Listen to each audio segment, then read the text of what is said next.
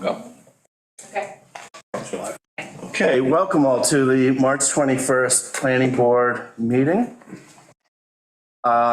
We have, starting it up a little differently, we have a new clerk to the Planning Board, Suzanne Hand, and we welcome her aboard. Thank you very much. Thank you.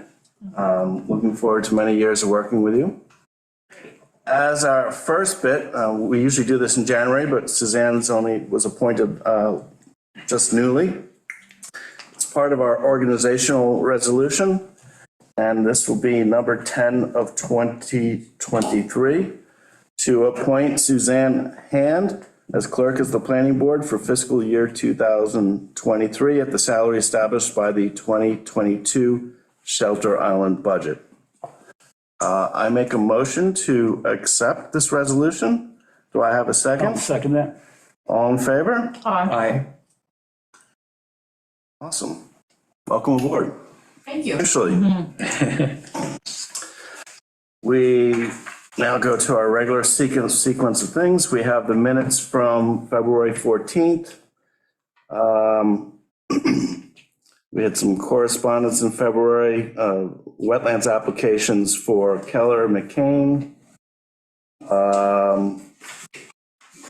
9 West Neck Road, discussion from Matt Sherman.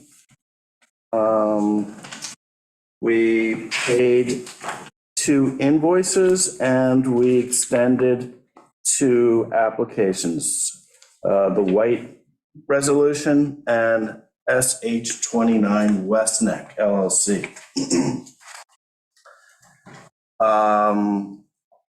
This month we had some correspondence. Do we need to approve this? Minutes, yes, thank you. You're welcome. Did you guys have any questions or wanted any edits on the minutes? You're fine for me. I'll make a motion to accept the minutes of February 14th. I'll second that. All in favor? Aye. Great. This month we had a new special permit application.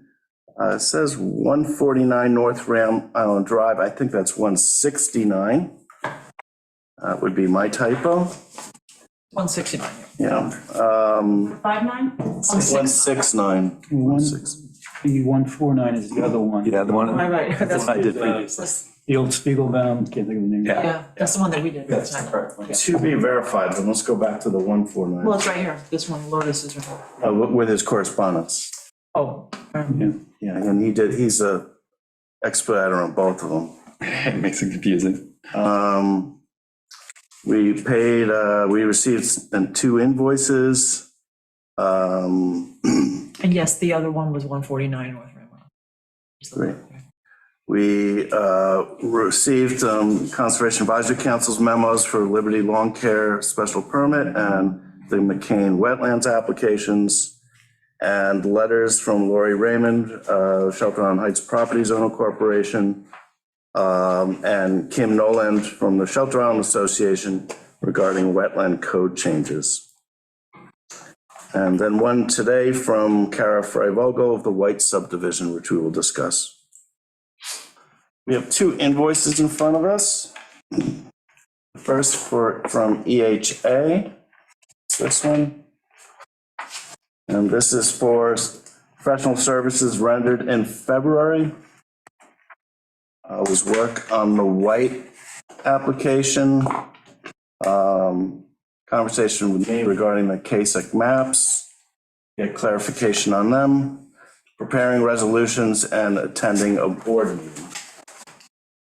And it totaled 3 hours and 15 minutes, charges for $885.94. Any questions about this invoice? So I make a motion to accept the February EHA invoice in the amount of $885.94. Do I have a second? Second. All in favor? Aye. Awesome. Second invoice, which I think I just learned about today, was from the Rayner Group. Joe worked on the White subdivision and attended a planning board meeting. 2.25 hours, total 368.75. I think this is okay, and I make a motion to move at the Rayner Group invoice for $368.75. Do I have a second? I'll second. All in favor? Aye. Great. So Suzanne and Christina caught that we misnumbered our last month's resolution for SH 29 Westnick LLC that we passed. We had a number 8, but that's redundant. We have another 8. So just to correct this clerical error, we need to rescind the previous SH 29 Westnick resolution number 8 of 2023, and then reapprove it as number 11 of 2023. So first, in this corrective process, are you okay with rescinding this? Yeah. All in favor, aye. Aye. And then no other changes, no text other than the resolution number. I had previously moved it, which I will do so again. I think I seconded it. Yeah, Julia, you did second it, so we'll ask you to second it again. All in favor? Aye. Fantastic. Clean it up. Never do that again. Not allowed to make any mistakes. I'm always proving myself human. I'd like to especially put out a thanks that Suzanne's here now. Yeah. And we take care of this person. And that's basically all in the business meeting I had. Current applications, the Bloom Minor subdivision, I have not heard anything new. They were struggling at the health department. I'm pretty certain they have to upgrade one of their houses to an IA system. I don't think they have to do both, I think just the one. I think it's just the one. The one in the old house on Westneck Road. And so we all know that process takes a while. They have until July 10th, until they have to ask for an extension. We're still waiting on new information on the Robert subdivision. Matt was having it resurveyed, and he was going to have get some clarification on the title company's discussion of meets and bounds that Joe pointed out were of issue. We just took care of the SH 29 Westneck lot line adjustment resolution change, number change. They're waiting on deeds. I think I haven't heard anything new. If they found someone to donate the property to, we'll take it over. So as far as I know, we're just waiting on them, and they have till April 17th to resolve that or extend the application.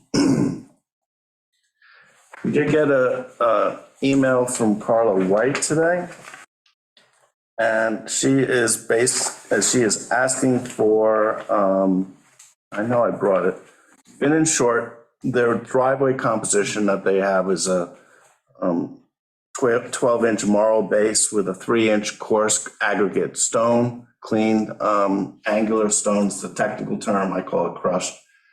And there's a topping layer that was called out as 3/8-inch bluestone. And she wants to change, the family would like to change the color of the stone. I personally don't have any problem going to another colored stone.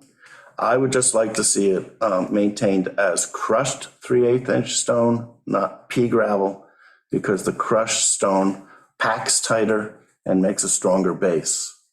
Pea gravel, it's better for under your bare feet, but anytime a car goes down, it just goes, I have that. shoots. And you're constantly raking it up, cleaning it up. So I don't know that we need necessarily Joe's input on this, but are you guys all okay with the more tan stone? I don't really care. Yeah, I It's think more about the construction of the rock than I think. Yeah, exactly, for me, for a wear and tear surface, so.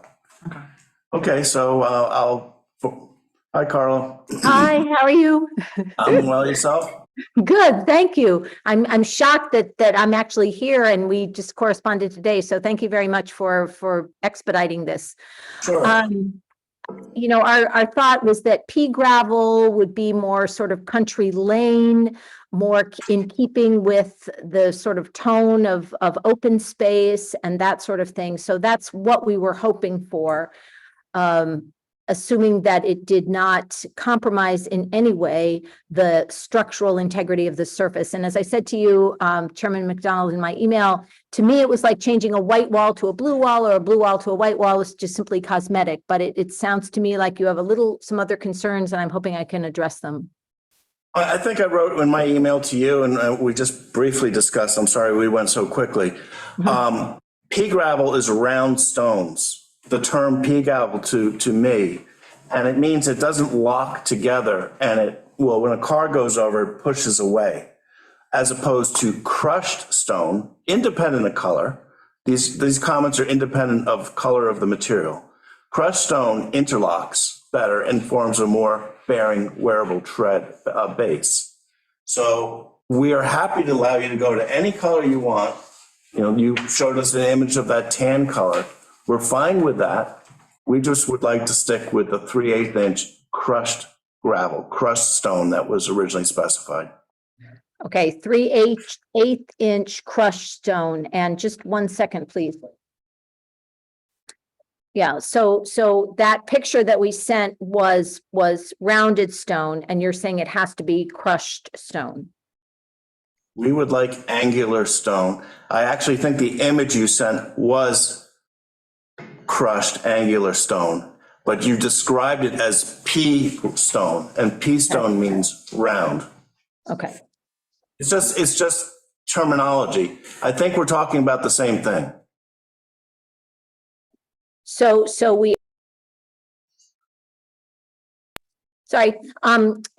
what I need to tell the contractor is that we need 3/8 inch crushed angular stone. I will put this in the email to you later tonight. That would be great. And you And can that just forward it on. you're indifferent about the color, so it could be more of a brown or a tan or something like that. Yeah. Okay. They make it in white, they make it in white, they make it in grays, different shades of grays. I don't know if you want to go to red, but I don't think so. Yeah. Okay. Well, that helps, and an email would certainly help. I will send that That's off good. later tonight. All right, wonderful. Yeah. That's very helpful. Thank you. Thank you very much. Sure. You need a motion on that? I don't think so. I think that's just a Okay. clarification. Yeah. Thank you for asking. The next thing was to talk about the potential, how we would proceed with reviewing wetlands applications. And I think it's worthwhile. You've all seen the application I put together months ago. We've all reviewed it, picking up the changes that we were talking about. And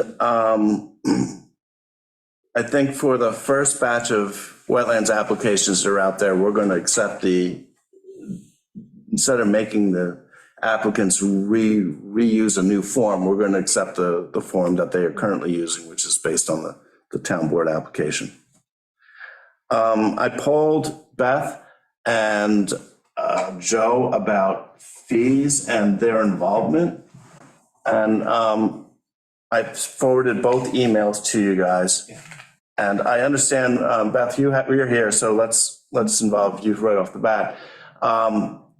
The capacity I see your involvement in is, and you seem to acknowledge that, is that you would be writing the public notice once the application is deemed complete, and then guiding us through the public hearing, and then writing the final resolution. Correct. Yeah, Yeah, I think that seems about right. and that's very similar to what the Stephen Kiley currently does for the town board. Right. So I think it would be a very similar, I mean, there may be down the line as the board gets more familiar with it and as the planning board secretary, Suzanne gets more familiar with it, it might be something where she can start doing the notices. Drafting them for your check, your review. Yeah, and then, yeah, so if she wanted to draft it and then I review it kind of thing, that might be something too that we could consider. I know different municipalities do it differently. Some do it that way, some do it where the attorney does it, some whatever secretary to the board does it. Sometimes the planner does it. It's, so whatever the board wants to do or feels more comfortable with, we can work that out too, so. And you also mentioned you have now a paralegal working with you who could help out. I do. Congratulations. Thank you. Yes, and she's very helpful and she's very smart and she's, so she'll help with drafting, which saves time. And as also as I think the board gets through it, we'll have more of a form set up that would be, you'd work off the blank form, filling in, a tax map number, this, and it's, you're not recreating the wheel each time you're drafting a resolution. So as we progress, things would get streamlined and be more efficient. So. Excellent. We have, the planning board already has, one thing you brought up to me was signs for posting when someone has to post their house. We already have a series of signs. Okay. They all say chapter 129 on them, right? Not 129, 111. Right. So, That's right. so we have a whole stack of them. Instead of printing out new, is it sufficient just to cross it out and write in indelible marker 111? You Or do- could. I mean, ultimately, I think if there's a way to, that when you order new signs, to order signs that maybe include both sections. And, the applicants can either circle which ones, or the planning secretary, when she gives it out to the applicant, I don't know how, if we give it to them or if they come in and get whatever, however we do that, circle what relief and write in what relief they're getting. We can work that. So if you could get a sign that overall covers both things, and we're just adjusting it based on which section of the code the applicant needs a public hearing for. Or leaving that section undefined and we just write it in as we write the property address and everything Or else, that's- yeah. You could do it that way too. Yeah. Okay. Good way to do I think maybe leave it blank. it. Yeah. That's my. Mhm. But I think we have a whole stack of them. We should go through them first, what we have. Yeah. Yeah. So- And check them and maybe they need to be updated for other things too. So I always understood your involvement. The next one is Joe's involvement. And when the town board currently reviews a wetlands application, they just send it. Currently, the building department deemed whether the application is complete or not. And then it goes, and that would be the same individual who wrote the denial letter. And then it gets transferred to the town board, the planning board, and the CAC. The town board usually sets a public hearing, and we scramble to get a memorandum with a little bit of notice. Sometimes it's the day of. The CAC does the same thing. And we go physically to the job site and visit it and do the analysis of zoning and the analysis of wetlands to the package. I think, and then write the memo ourselves. I think in wanting to include Joe in the process, it would be great for him to take over the review of application completeness, to do exactly what the building department's doing and will no longer be doing. And he can point out deficiencies in mapping and draft a memo of that. He put together with his boss a list of other activities, which included going to the job site to do inspections and consulting with other staff I guess, in office as necessary. And it came up to 5 hours of review on every application, which he estimated at $800, which seems quite a bit and maybe somewhat redundant if we're all going and the CAC is all going to the job site. Maybe those site visits are not so important. What are your thoughts on that, Beth? Not to pin you on a colleague's, on the, but you sit with on the board, but, maybe you have experience with how other towns are doing this. I can tell you from working with other municipalities that I would say, I don't know, any jurisdiction that has a municipal or has wetland code has some sort of review by an environmental consultant that is presented to the board when making a decision.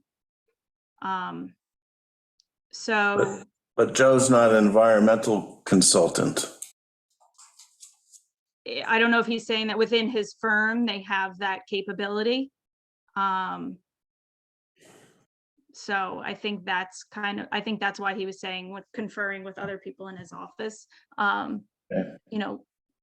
I would think that the board would want some review by a consultant of the application itself. That is customary for other municipalities. I don't think that has been done in the past. That's where my thoughts are, and you guys chime in, please. I get tired of doing all the talking. Is that he could do a review for completeness and put together a basic memo which does the zoning review, does the discusses whether the lot's non-conforming or how it is, give the percentages of intrusions to verify what the applicant is saying they're doing. And then we all personally go to the job site or the project site, instead of sending him. By getting that base document, then we have initial analysis that we can then fend off of, as opposed to, we're trying to keep this as a realistic price for the applicant too. You indicated like an hour of work, so that's not a huge amount. But when I start looking at 5 hours of work, that seems like a fairly substantial float. And then on top of that, and again, this is me speaking, so chime in. Yeah. And we're also then asking the applicant to pay for our environmental consultant. We got a quote from Sean Barron about reviewing what was actually planted after they promised to plant stuff and put it in. So, and that's another $450 or so. So all of a sudden we're looking at quite a bit of money for each application beyond our what we typically do. I mean, is there a redundancy in there? Is there stuff that? Or we haven't been doing. Well, we're going to the site and we're providing the information, which is then going to be like under a filter with the engineer. So, and we often take pictures and, I mean, we're giving all the information, which is what we do now. So to me, that does seem redundant. He can go through what we provide and determine whether it's accurate or not. And that's kind of, I more think economical, I think. I think if you're, as a lawyer, as somebody who has advises the board and who has advised other boards in the past, which this board hasn't come across as much, I don't think, in a litigation situation, if the board makes a decision that gets appealed to court, if you don't base your decision off of an environmental consultant or some expert in the field who is providing you with their information, and that is what you're basing your decision on, a court may say, well, what's their expertise in this area that they know that this is going to cause some negative impacts to the wetlands? I'm going to overturn their decision. So that's kind of, I think, where having that consultant person, whoever that may be, to review an application comes from. I realize in Shelter Island, you guys haven't had that. I do think other municipalities have had that, villages have that. Some people, most of the towns, like in East Hampton, Southampton, they have a they have planners on staff that provide that service. Smaller villages have, or the villages tend to have an environmental consultant that's a, per diem or however, that per hour, however that would work. And so they would provide those reports. So since the town doesn't have that planner on staff, I think, having some sort of review would be helpful. And I think it would be helpful to the board too. So whether it's Joe's compiling the applications and making sure that the board's being presented with everything that you need, and then the board doing their own site visits and seeing what's going on the property itself, that might be something that works for this town. But I think there should be some review through Joe's office that provides. So we need to check I if he think- has that person on staff then.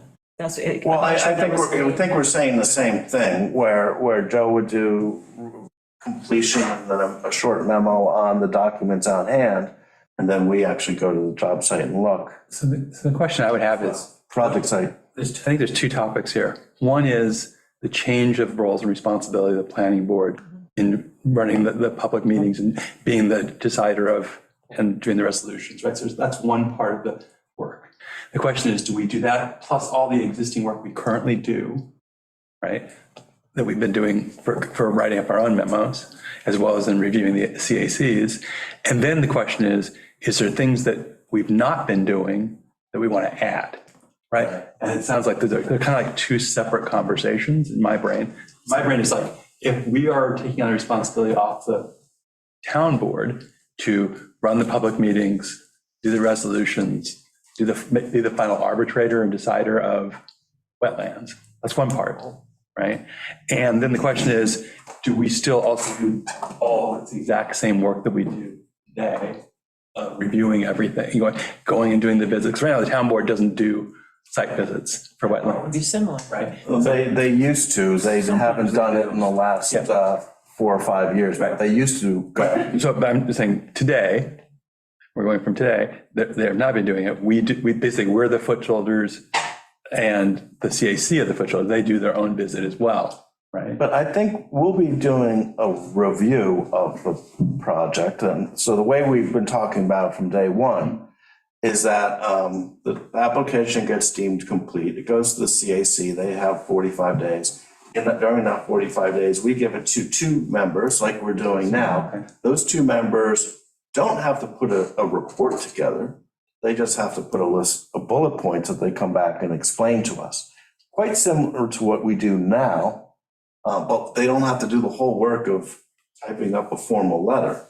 Because I think Joe's memo would act as listing the health department application status, if there is one, the DEC permit or LMJ and the reason for it, what it's based on, review of zoning, review of the wetlands strictly by law.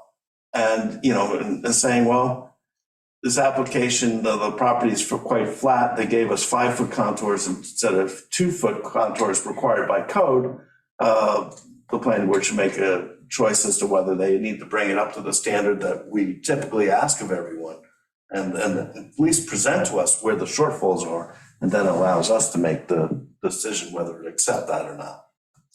And we do the further analysis. Correct me if I'm wrong, what I see printed out here is like some CAC, is this a CAC report on a wetlands That's application? why I asked for it and it's got sent around. This is what This is all what they the do? CAC does. It's like, But just getting this all started, the conversation started because of the estimate. we do a lot. We asked Joe to kind of, guide us on how much Yeah. one applicant might cost, and it did seem a little costly, it's like 5 hours per. No, I think it was the right question to ask, Yeah, yeah.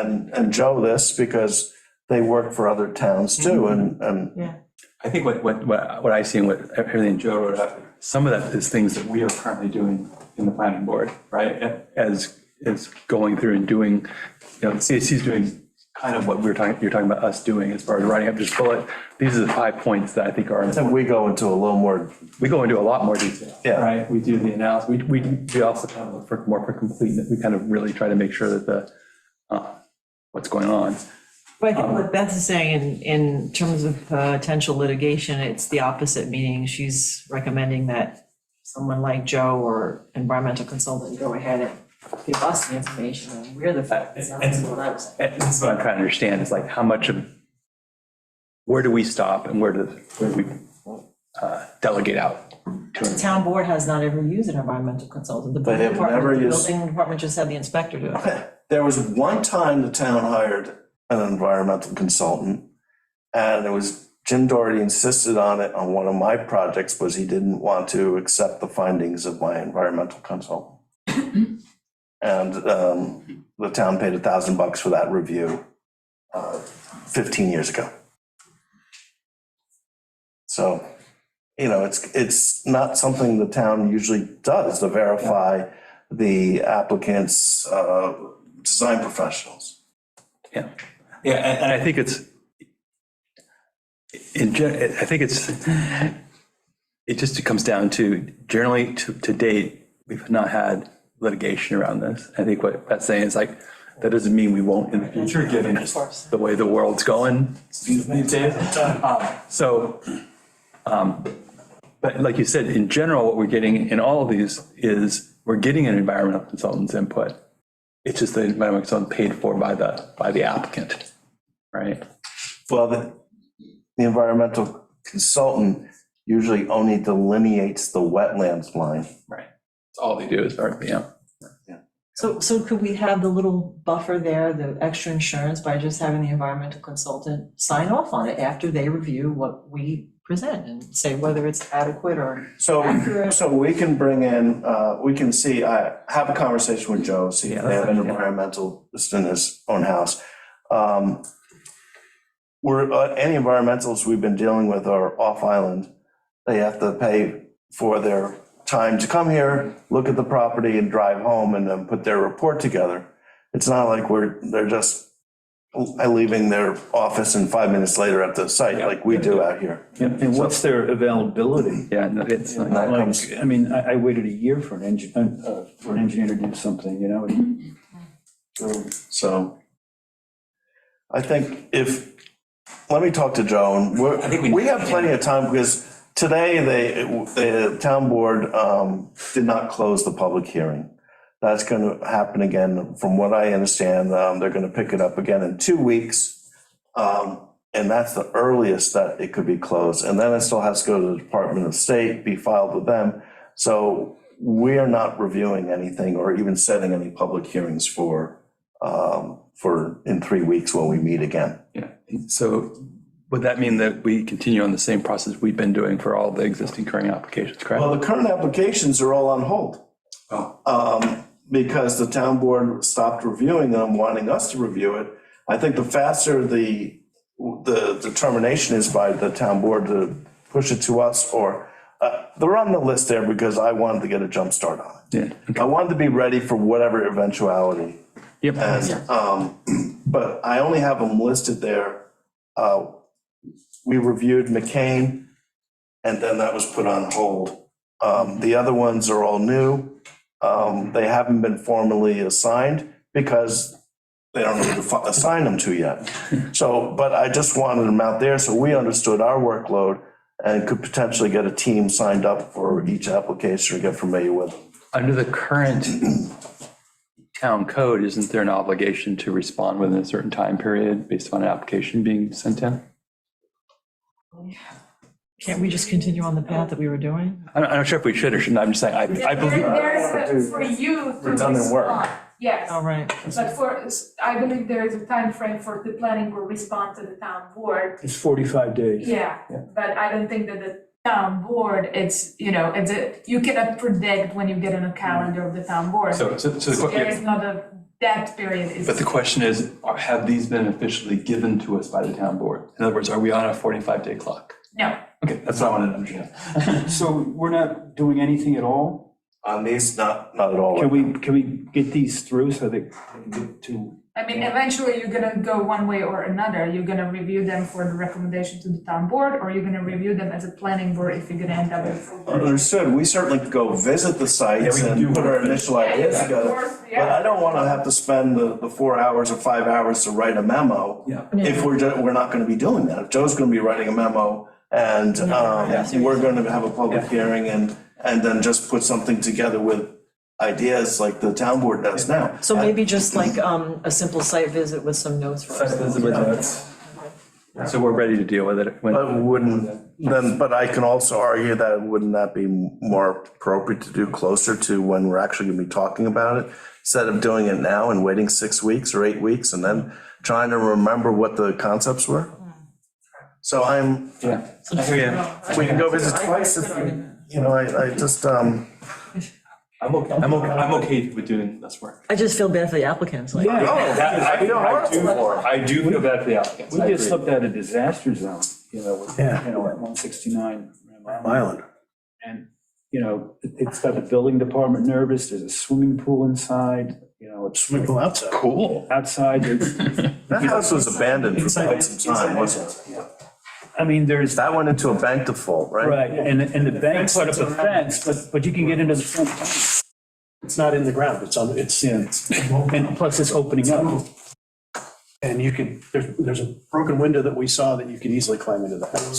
So, That's Frightening. And so wouldn't it be, And the there change, was some past discussion about letting the applicant get in there, or even the bank at the time, and tearing it down. Maybe probably be the safest thing to do right now. Their code enforcement officer, oh, we don't have And that. then putting a fence around the pool is what they want to say. They said they want to save the pool? They're just going to refurbish it because otherwise they have to move. Oh, yeah, okay. Well, since we're not doing this one now technically, right? we should-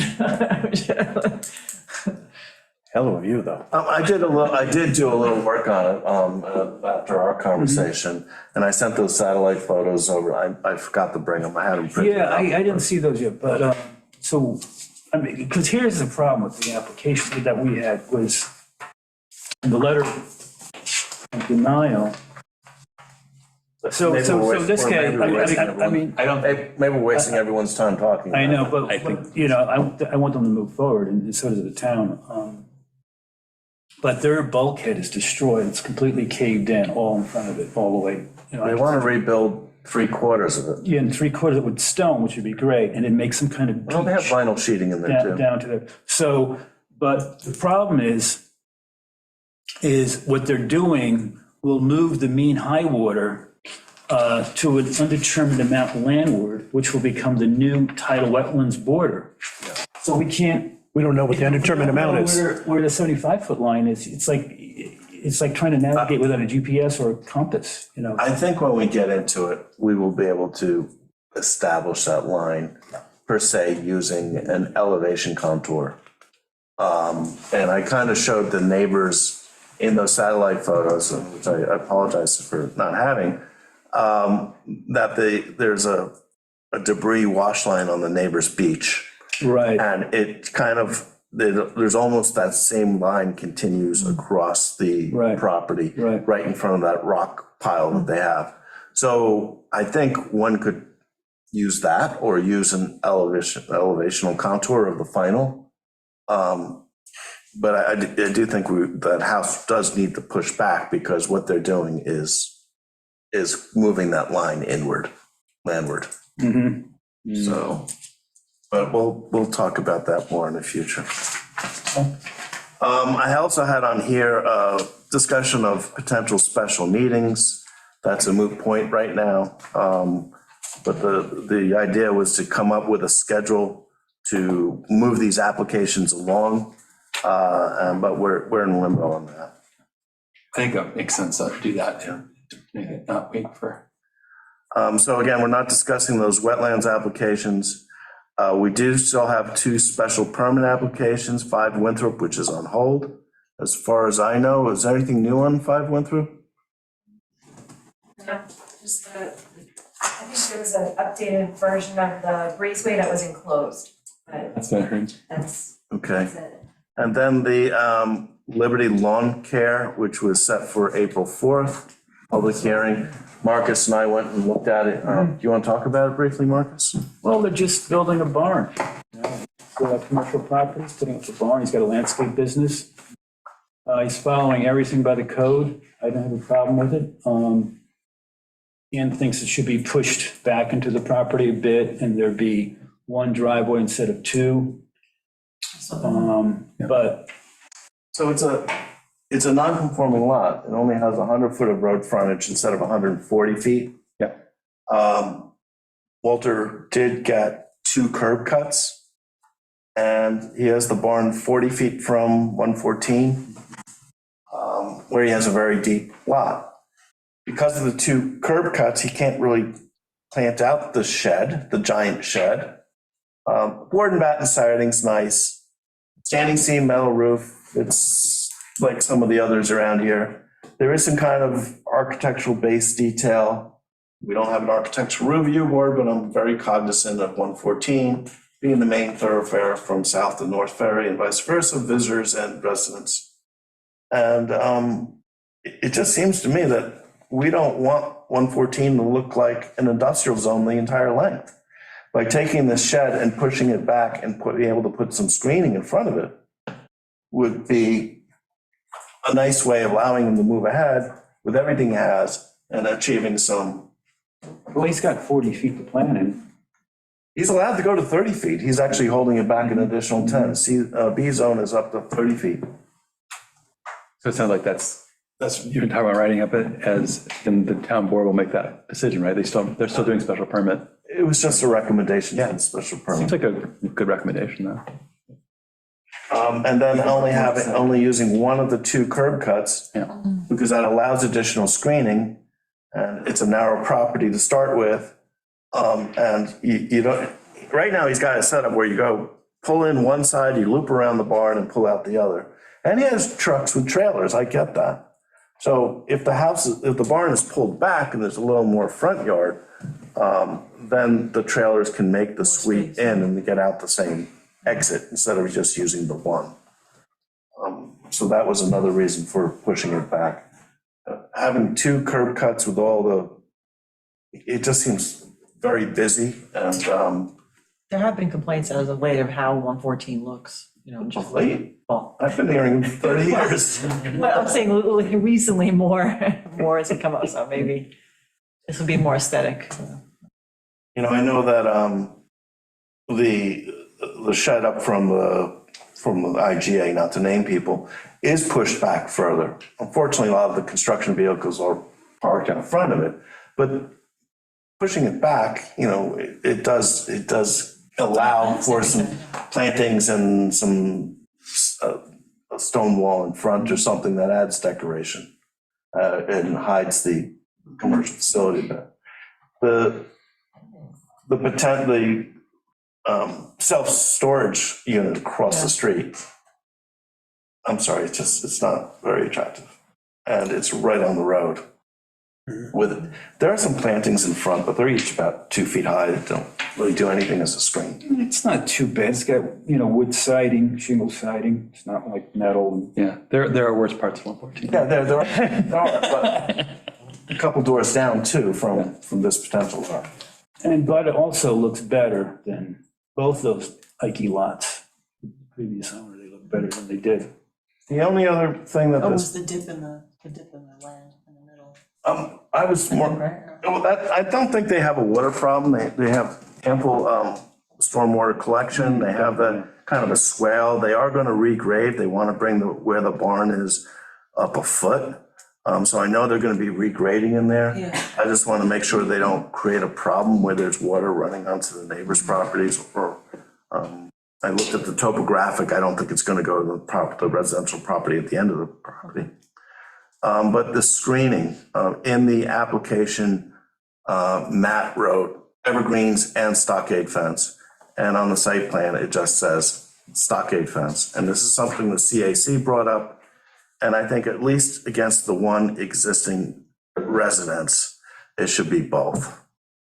The residential property on the other side, closer to the House of Glass, the say how long I've been here, has been taken over by another landscaper, and that house on the property is closer to the House of Glass. It's away from this, so I don't think they're so affected, but I do think of protecting the neighbor who, the existing residential use is right next door, It's a good recommendation. so. Yeah. So that's what I had. Any changes you guys want to make to this, or should I send this out? No, Good to me. Okay. Go ahead. Anything you guys want to talk about? You want to talk about the Association of Towns?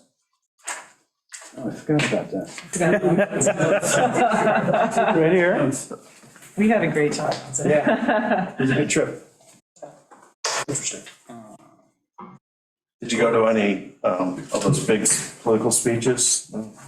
I was telling you about. They No. hear Schumer talk or No, what? he was away. Schumer was away. He was on tape for part of it. Was he? Yeah, he was in, where was he? He was in, Zimbabwe. no, he was in somewhere. He was on some Israel? overseas trip, Israel, I think? something like that. Yeah. So that's interesting. The breakouts were good Yeah. for the most part.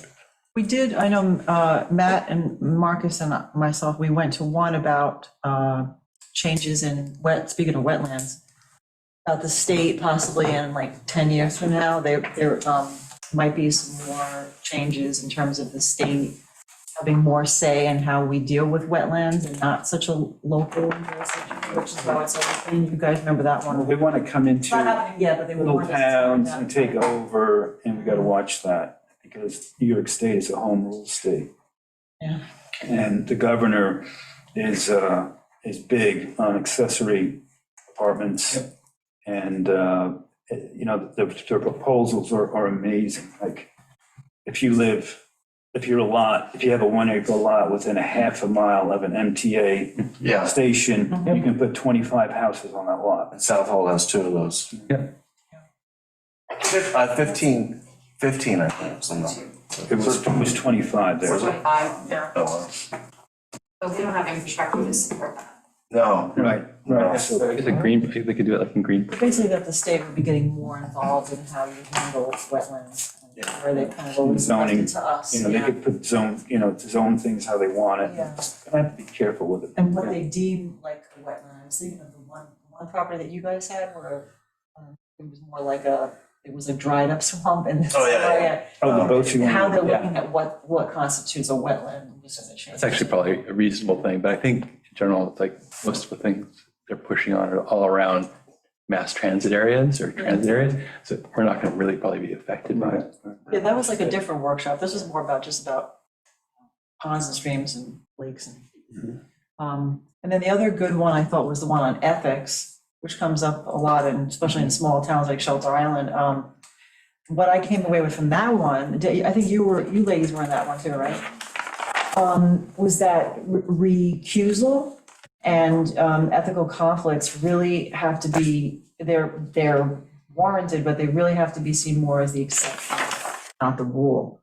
And they gave a lot of cases, and most of them were in small towns where people challenged different, boards and committees.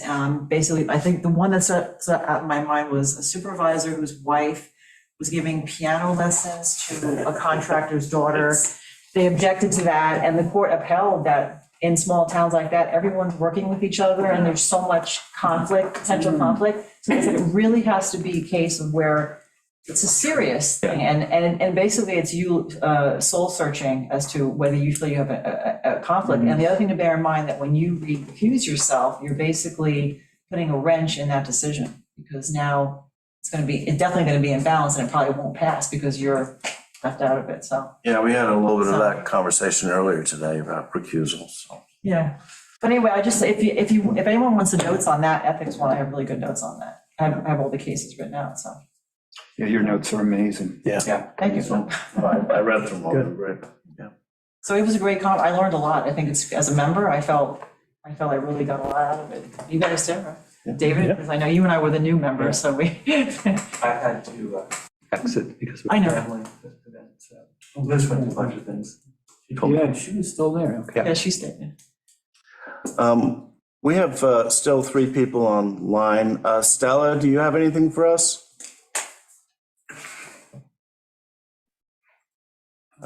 Maybe not. No, thank you so much, Ann. I just didn't know if you were going to be discussing 7 Chequit, so that's why I'm joining.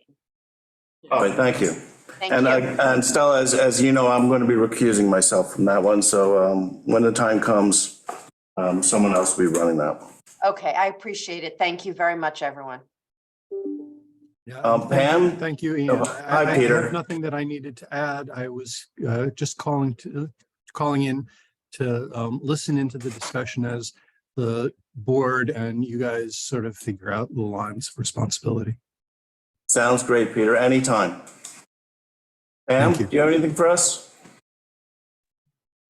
No, thank you, Ian. It's great to listen to you. You know, we'll see how the town board reacts to the public hearing and going forward with the wetlands. I appreciated your comments this afternoon, and I hope that everything will be settled appropriately to the benefit of the residents of Shelter Island. And I'm sure it can be. Thanks again. Sure, well, thank you, Pam. It would be all. Okay, so I make a motion to end the March 21st planning board meeting. Do I have a second? I'll second that. All in favor?